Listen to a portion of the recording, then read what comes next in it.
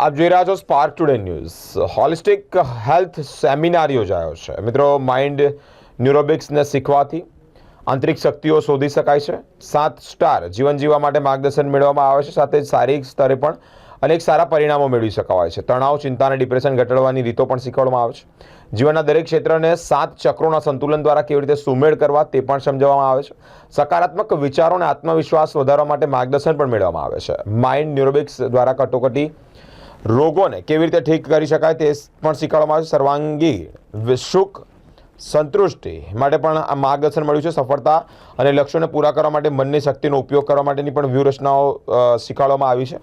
આરોગ્ય, સંબંધો અને નાણાં પર અસરકારક રીતે નિયંત્રણ મેળવવાના માર્ગ પણ જાણવા મળ્યા છે। વડોદરા શહેરમાં ફ્રી હોલિસ્ટિક હેલ્થ સેમિનાર યોજાયો છે, જેમાં અજોડ પદ્ધતિથી અનેક લોકોને સમજણ પણ આપવામાં આવી છે। First of all very good morning and Guru Purnima की आप सभी को बहुत सारी शुभकामनाएं। मेरा नाम है डॉक्टर बिनी चौहान।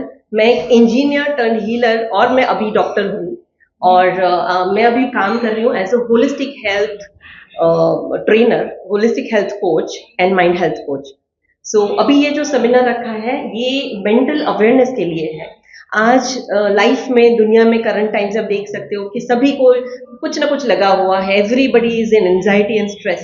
सो ये एक आई ओपनर सेमिनार है और एक हमारी 5000 पुरानी साइंस है, उसकी एक बहुत पावरफुल टेक्निक है जिसके थ्रू मैं ट्रेनिंग देती हूँ, कोचिंग सिखाती हूँ कि कैसे आप अपनी लाइफ को बेहतरीन जी सकते हो using your own energy and own mind.